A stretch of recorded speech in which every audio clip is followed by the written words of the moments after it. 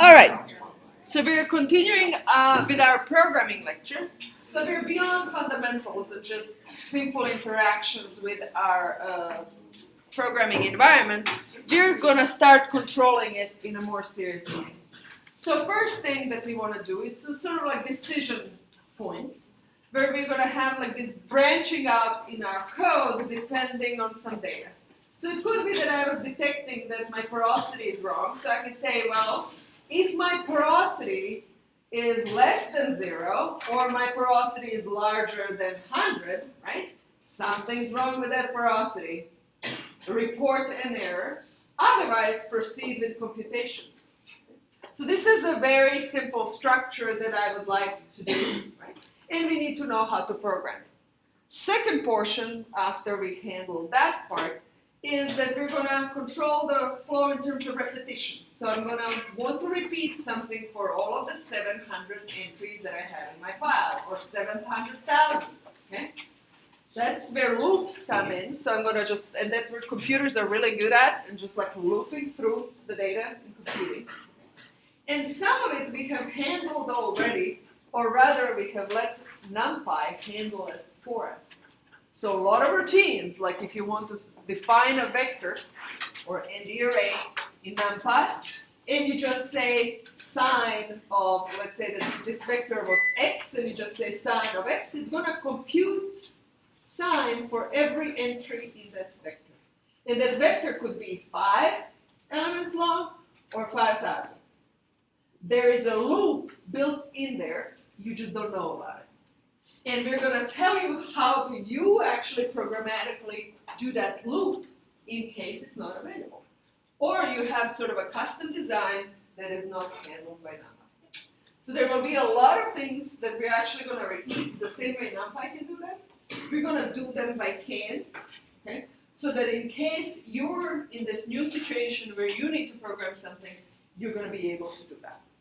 And there's two types of loops. One is a for loop, one is a while loop that we're going to get to.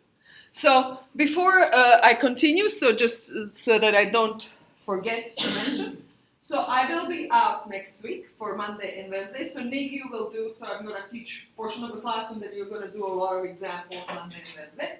And I'm coming back Friday. So please do come back to the class.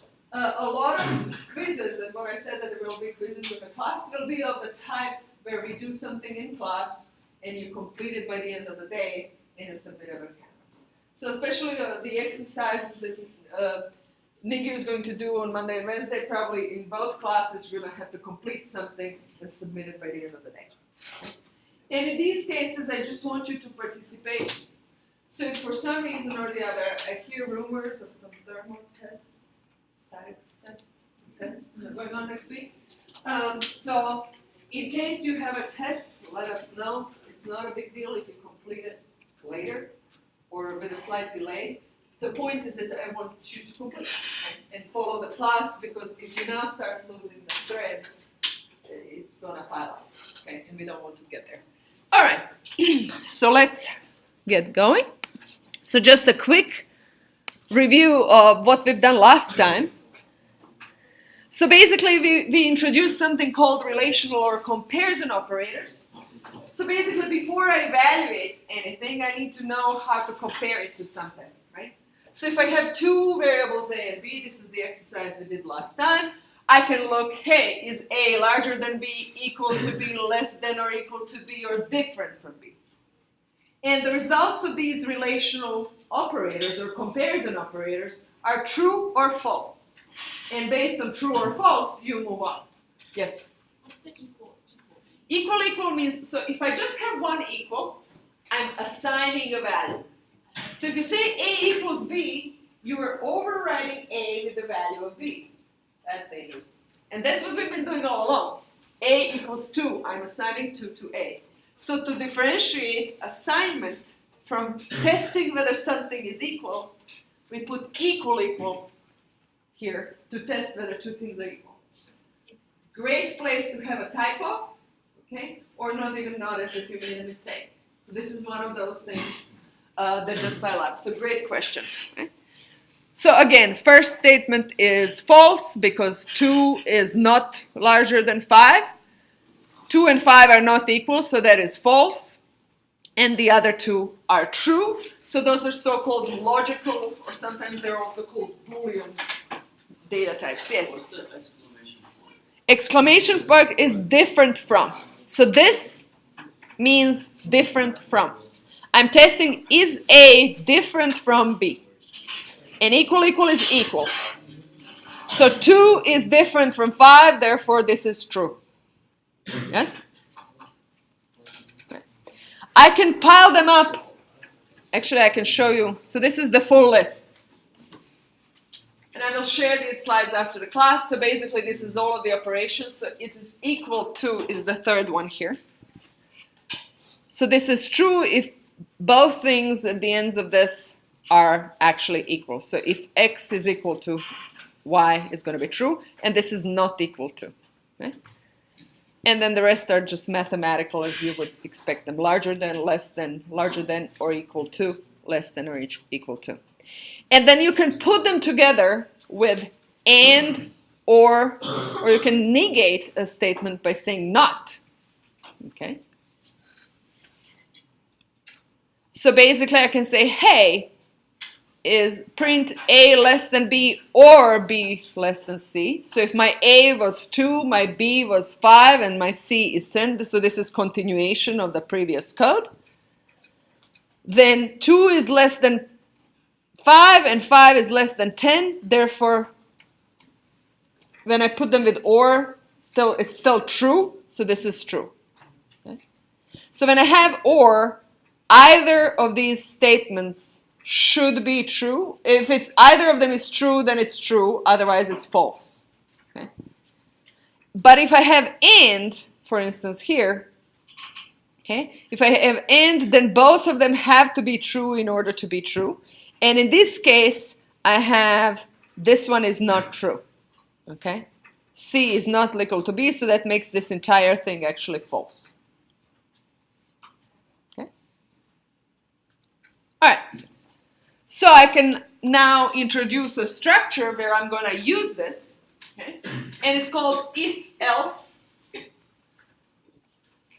And if else, it's actually first in the simplest case is just if. Actually, I'm going to fix my slide.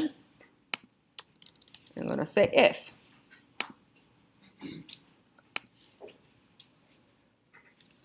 So if something, and this expression that I have here, then do a block of statements. So basically I'm going to check if my porosity is larger than 0 and less than 100, okay? That can be my expression. Then I want to compute permeability with that porosity, okay? Otherwise don't move up, okay? So essentially this block of statement can be anything that we want to do, okay? And it's very important here to tell Python that this is the block that you want to execute if this is correct. You have to indent 4 spaces here. If it's not 4, it doesn't like it. Okay? So it has to be 4 spaces here. Okay? So I have an example. If A is less than 0, colon, then there is 4 spaces here, print A is negative. Okay. Let's start trying things out. So I will start up my Jupyter notebooks. And then I will learn how to make it more complicated. Now here I have an example with only one statement, but I could have continued here an entire block of code and do whatever it is that I wanted to do. Doesn't matter. You decide. Okay? So I'm going to launch here.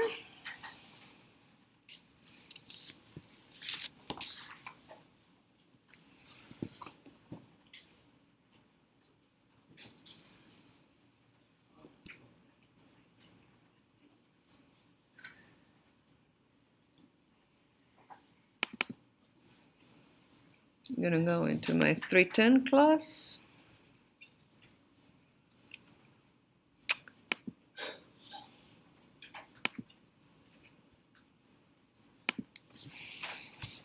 Okay. So, by the way, I did post lecture 3.1 control flow for you. So this is kind of compendium of everything that I'm going through, but please do walk with me in this class. And I think this was this one where I started. I still try to retype.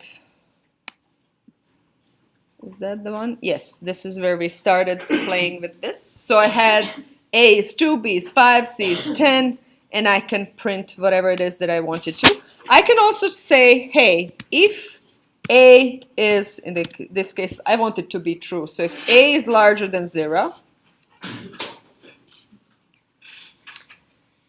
and if I just press enter, I can actually see that this notebook is smart enough to place me actually 4 spaces immediately.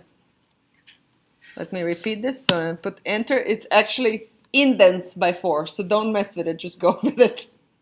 Okay. And I can say print A is positive.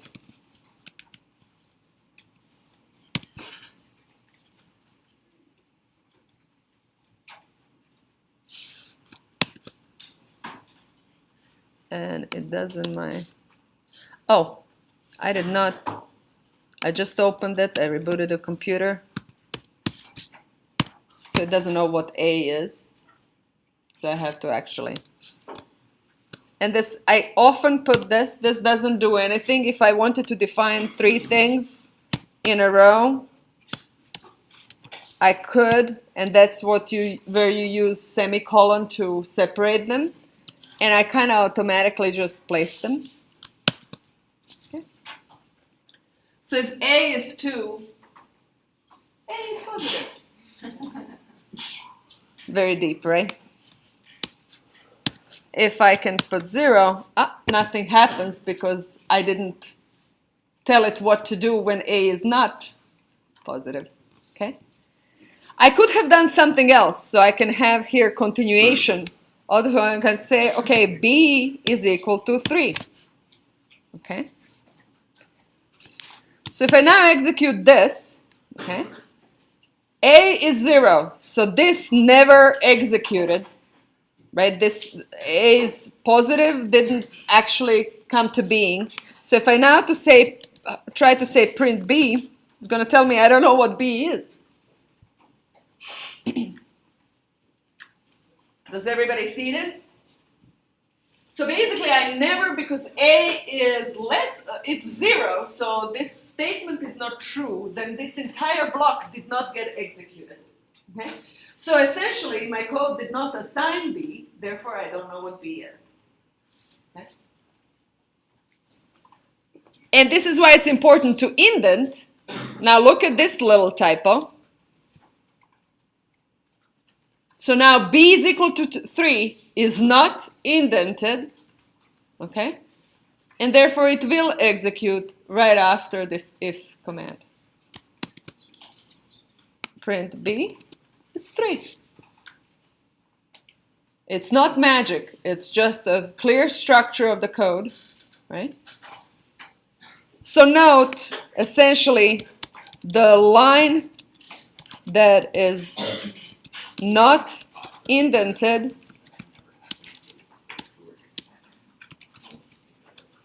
will execute no matter what.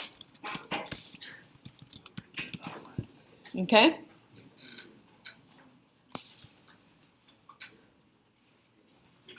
And I can throw in another one here. Well, C is equal to 4. Or D is equal to 4, or something like that. And if I print D, it will have trouble with D. Okay? And it's telling me I don't know what D is here. So be careful with that.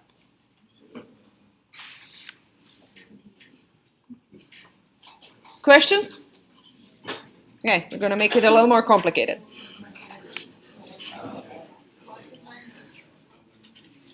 So there can be more than one option. Okay? And I can actually keep going. So I could say, if an expression is true, do the first block of statements. Then if, which is short for else if. So otherwise, if something else is true, you do it. And you can get really convoluted with this. Logic is yours, computer doesn't care. Okay. So if it's convoluted, computer's like, fine, I can file through this. Good luck to you, human reader. Okay? So basically, you can just keep going like this. So this is like, I don't know that this necessarily makes sense, but in this particular case, I assigned x and y to be -3, and you can type it in if you'd like. And then I'm asking, hey, if x is larger than or equal to y, assign c to be x squared minus y. Okay? Otherwise, else if y divided by x is larger than 0, do something else. Okay. And in that case, because it's a larger than 0, then I can use logarithm of it, otherwise I'd have trouble. Okay. So in case of -4 and -3, what would execute? Can somebody help me out?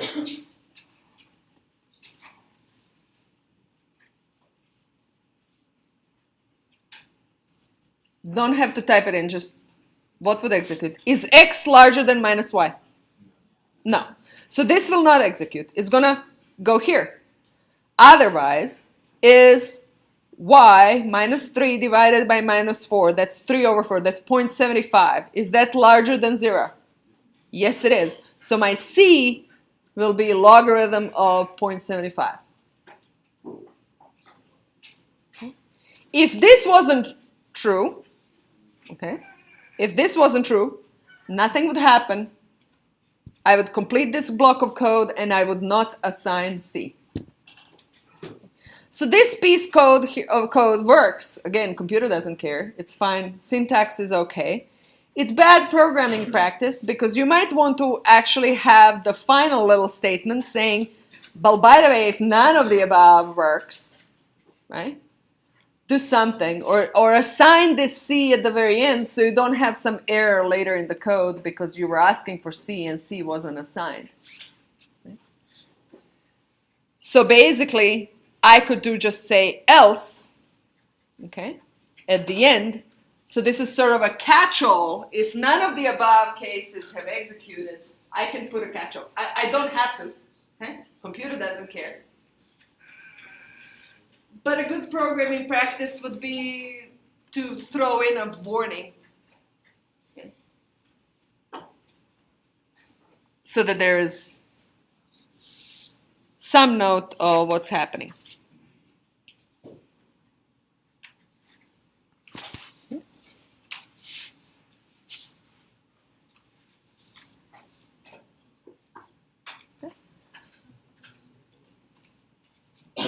So again, these blocks that are following conditions, they're going to execute only if the statement is true and you actually get to them. Okay? So if this first one is true, this is going to execute and you're going to be done. There's no going through the others. The second one is going to execute only if the first one didn't go through, and then you're testing the second one. Okay?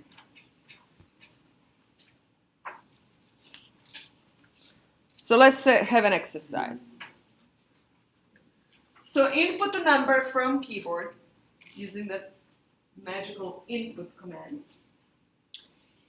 And then input command, recall, is a string, so you'll have to convert it to integer. And for that integer, determine whether the number is even or odd, and inform us. Print something to screen that tells me whether that number is even or odd. Let's get started.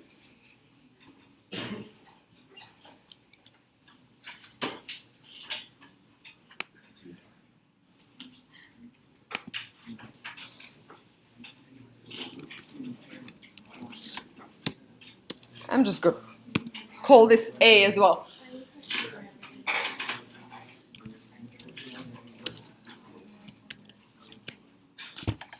Can I do just this? That gonna work?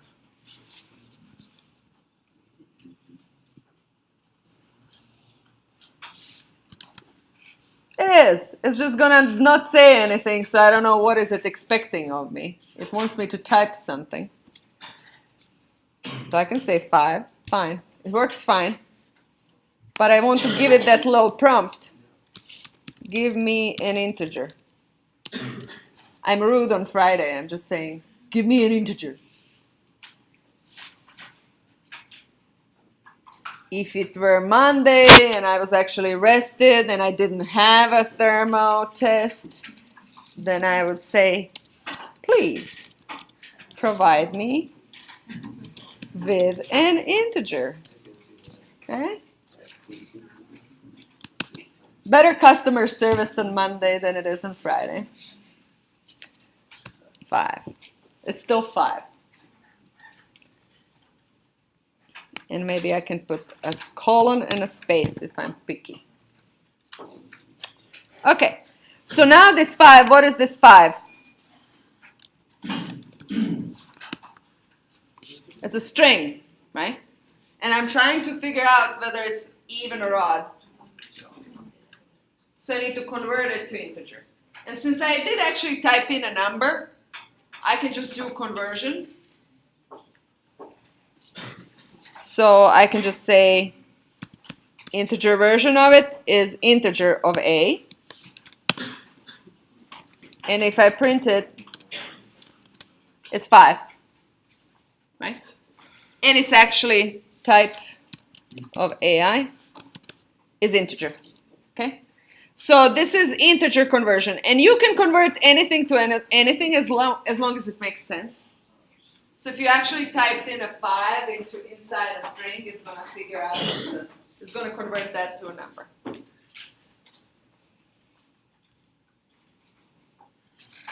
Did you follow any of my rambling right now? No. Okay, honesty pays off. Let's go. Huh? Yes, question. What if you're, like, the letter that you select, if you did, like, I equals input, and then you did blah, blah, blah, would it just be I equals integer A? You want I? Yes. So now I don't have I. I now need to print that integer. Okay. Yeah. So it's 56. It's called I. It's not A anymore. So I give it a name. Call me whatever you want to call me. Just call me. Okay. Then whenever you turn it into an integer, like by doing an int A, Yes. so it would be int I equals I. Oh wait, no, you're just naming. No, so I just named it something else. You know, I could do this. Integer of this. But that's very convoluted programming. I tend not to pile things up like that. Okay? So I'm just going to say I you want it to be? Sure. It's not, it's any name. So now I convert string to integer. Because input command always gives you a string. Now I can say something. So if any name is less than 0, colon is important here. Then I have a block commands, which is going to be one command. Say print oh no, this is not positive negative business. This is even or odd, right? So I'm going to do modulo. Everybody remembers modulo? Do you already have this up on Canvas? Yes, I do. It's called control 3.1 control flow. Lecture 3.5 control flow. Though I'm typing different names, so there's that. I had to restart my laptop. Okay, yeah. It's on Canvas. That's why I have these on Canvas. So modulo is sort of the leftover when dividing by 2. And it's percent. So this is an operator that gives me a leftover when from division with 2, or reminder. So if I have that reminder that is 1, I know that I have an odd number. If it's 0, I have an even number. Yes? So if my number is divisible by 2, there's no reminder in that division. So I'm just going to say, hey, if this is 1, then I'm going to print any number is odd. Else if, which is elif, I can still check if any name. I really have only 2 options, so otherwise the number is even.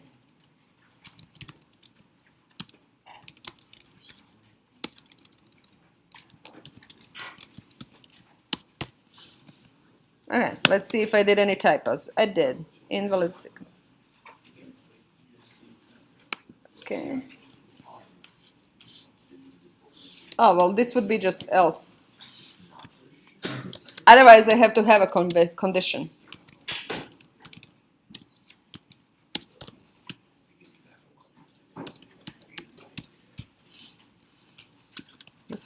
This would work. So 44, number is even. Questions?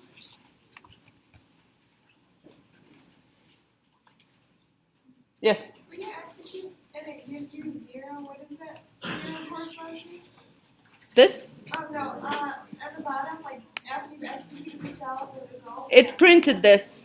Oh. This is my testing, okay? So I'm testing just in case that it's computing what I think it is. That's very important. It should be 0. It doesn't need to be. Once I'm done with it, I can remove it, right? But I wanted to first show you what it does, right? And you want to prove it to yourself. Even if you think you know, you want to prove it to yourself that it does. That's called debugging, right? Finding small errors. And sometimes it's up to you. We just had a case during office hours today that sometimes this Python notebook is just not properly responsive, and actually restarting it helps. Okay? But you kind of don't know what's going on. You have to investigate, right? And by the way, if you ever need to restart, right, there's this kernel business here, and you can just restart and run all to clean things up, sort of like a reset. Can get helpful, especially if you kept your Jupyter notebook open for a week. Okay, it piles up. It's tired on Friday. It's cranky and rude on Friday. Okay, restart it. I actually walked in and restarted my computer, just not to have issues. All right. All right. Let's now move on to for loops.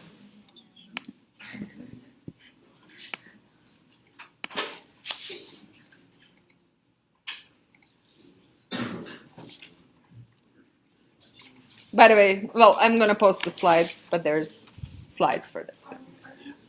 So loops is now we're going to learn how to tell Python to repeat something. And it's just like repeating loops. It's just that it's slightly easier for a computer than for you to run around. So the way syntax works, we have 2 types of loops. One is a for loop.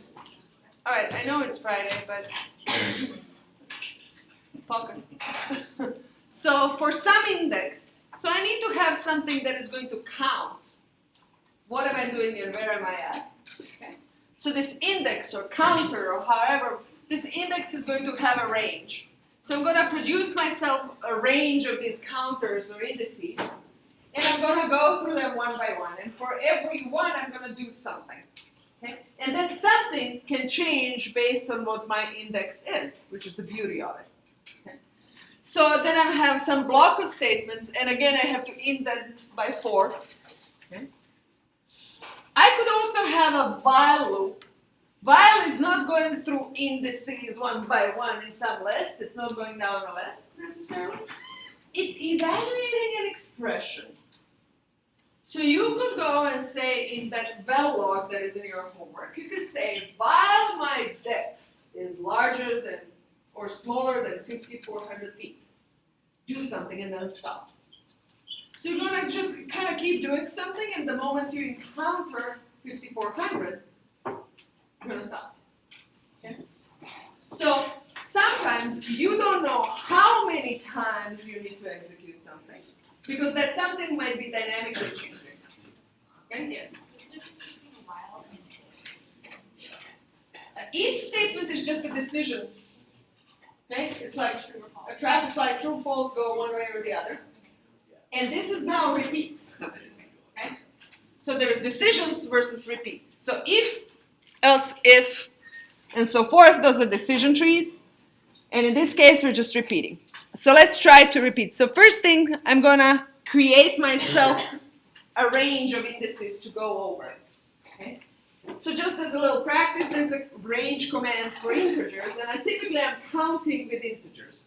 Okay? I don't have to, but I can. But it's most convenient. So if I do range of 1, 5, try saying, I'm calling everything A today. Did you notice that? That's very inventive on Fridays. A equals to range of 1, 5, and print A. What do you get? Is that space important? No, not at all.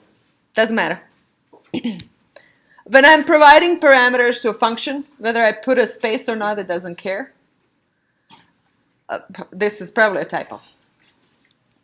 But it's typo that doesn't matter. I often like providing a space so I can see it better, so I can read better. So what do we get?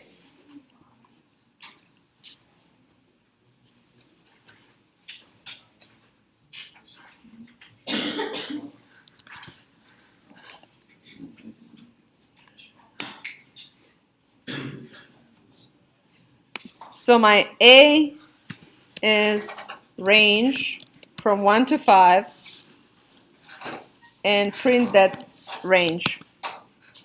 It just says range of 1 to 5. So actually, to get all of the numbers in that range, you can say for I, my index, in A, colon,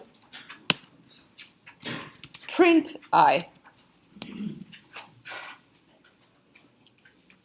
So for every I in that range, print it. Go one by one and print.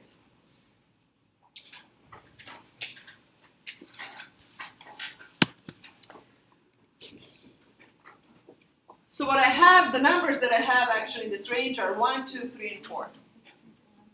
Okay. And this for loop did something for every I. I can do whatever here. I can play with the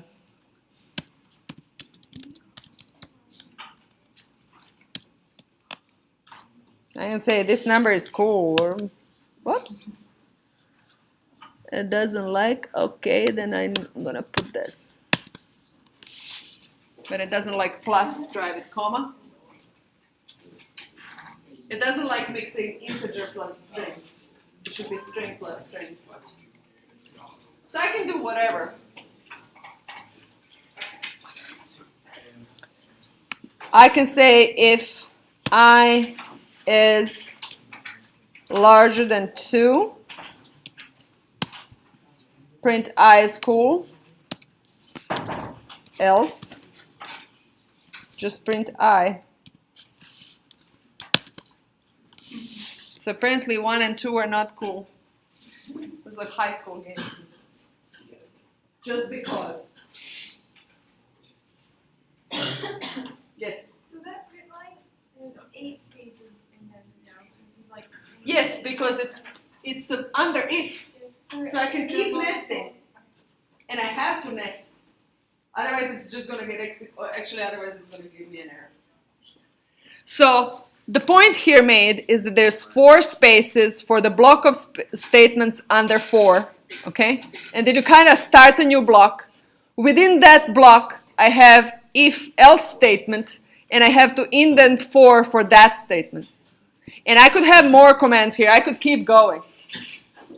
Would you indent, could you have another command under type that you would indent for or no? Yes, so if I indent it, it's gonna get, let's say that I want to print it. My 1 and 2 are not cool, but they're gonna get printed twice. Okay? So if I indent this under this, it's gonna get executed under this else. Okay? It's this block, this is what I mean block of statements. It's this indented block of statements. Yeah, but if you indented the bottom one, that one, even more, Okay? what would it be? Nothing. So if I keep indenting here, no. But that's bad way to write code. Okay? Now, if I do this though, what's gonna happen? It's gonna print I for So it's gonna print I for everything because it's not part of IfElse command anymore. Yes? It's gonna repeat printing I. Small details. Devil is in the details in programming. Why does it print it like that? Where it's like 1, 1? So in this non-indented case, this is not part of IfElse command. Okay? It's not in this block under else. Therefore, it's gonna get executed all of the time. So it's executed at the same time as Right after this, it's done. When it's done with IfElse, it's gonna execute this. But if I indent it, and I could leave an empty line here, but if I indent it, it's meant to be executed only under this else condition. So if this part is true, none of this is going to get executed. Okay? So that's what I mean by block. Block has to be indented. So this is now this block of statement. It could be anything in there.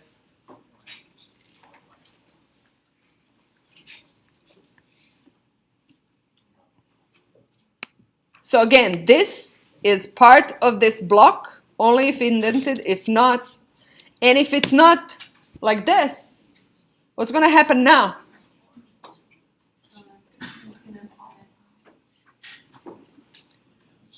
It's not part of ForLoop at all. Okay? So if it's not indented, it's not part of ForLoop. So this print of I will be executed anyway, after the for loop is done. So what's going to happen is that this I is going to go through a range of numbers, and then the last one is 4.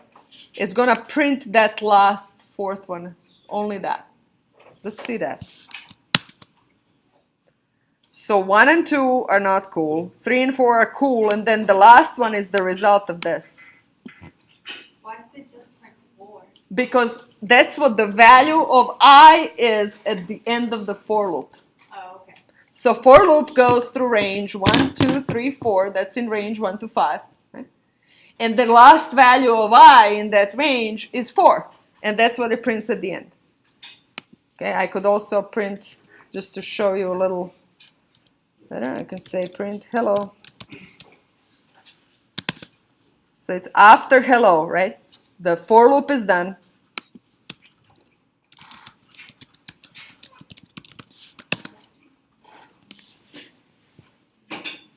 Yes? So, like, if you print I, what if you have a variable that's called I? So what if you have, like, I equals 7? In for loop, you have overwritten it. Okay. Okay? So great question. So what if I had I is equal to 7 here? Print I. So first it's 7, and then I go, at the end it's 4. I have overwritten it, just like anything else. So during the for loop, this I, it gets assigned these values in the range. And this, whatever I have on this end here could be anything. Now you can try, if I can just do range of 5, okay? It's still, it's gonna go through 0. It's assuming 0 if you don't type it in. You could also do range of 0, 5, and 2. This means step by 2. And I'm going to remove this 7 now.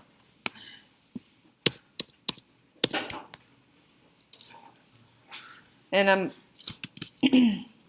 so range 0, 5, 2, it's basically numbers between 0 and 5 and step every 2. So it's going to start with 0. So it's 0, 2, and 4. Okay? And you can also go negative. So you can do 5, 0, but then you have to go minus 2. Go from 5 to 0. 5 minus 3 is, minus 2 is 3, minus 2 is 1, and then it's done. So you can go up and down and step by certain numbers, and that gives you the range of integer counting of things. If I just wanted to do anything, let's say that I want to print sign y of values for some range, I can just say y is my friend's np linspace. Do I have to import it? Import numpy as np.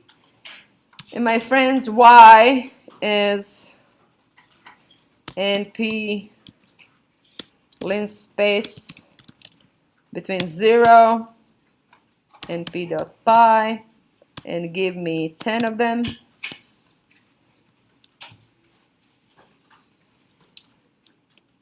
And I can then say for I is in y, print sign function. I love sign function, apparently. That's the easiest one for me to think of. Print sign of I. Oh, what did I do now? NP sign. Hmm? NP sign. Thank you. See? So for all of them, when I talk and write in parallel, that's not always good. Okay? So when I printed all of them, right?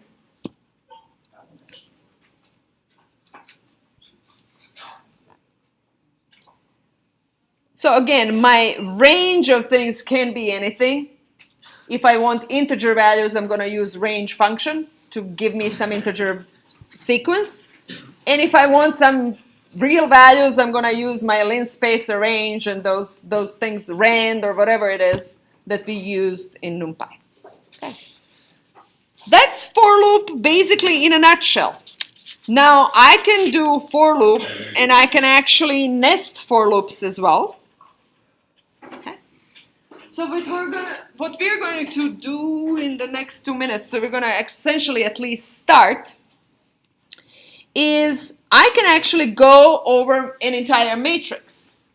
So let's say that my A is NP. Anybody remembers how to do random numbers? A equals np.random.ran. Cool. Which size do we want? Let's do 4,5. 4,5? Are you reading my file? No. I'm now gonna diverge. In my file that I posted for you is 4,5. I'm gonna do 3 by 4. Okay. And then I'm gonna do B. So I want to compute. Let's compute B equals 2 times A plus 1, which is what we did sort of in NumPy. Element by element. So I need to sort of traverse my matrix and go visit every member of the matrix. So for every row, every member of each row. So we can use for loops for that. Okay? And we have to remember that indices in Python, they start with 0. So I'm going to do for, okay, I is in range. How many rows of A do I have? 3. So the rows are 0, 1, and 2, formally, right? So this is going to be a range of 0 through 3. It's going to stop at 3. It's not going to have 3 as a value at the end, this range. So that's my 0, 1, and 2. If you just allow me 30 seconds. For J in range, how many columns do I have? So range of 0, 4 is going to basically give me 0, 1, 2, 3, which is my columns. And then it's going to say B of ij is equal to 2 times A of ij plus 1. And I need to weed out typos. Here we go.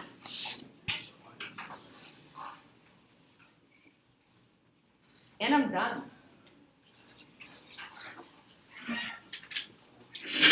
So I went over all of the rows of A. For every row of A, I went through all of the columns of A. Okay? Good. I started typing that and then I forgot. So I need to define B. I need to give memory some to B. So we can do it with zeros or ones or just, I could just say B is equal to A. Okay, at the beginning. This is just allocate memory for B.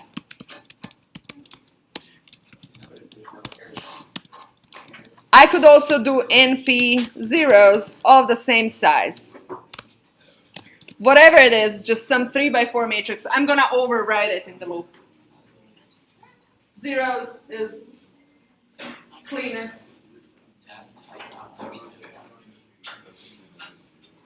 Data type zeros is not understood. Don't you have to do like arrays? Oh, never mind. Size. There you go. Okay. So now print A and print B. So this is my A. Give or take, this is 2 times A plus 1, right? It's hard to eyeball that this was correctly done. But this is my A, and this is my B. Yes, those were nested loops.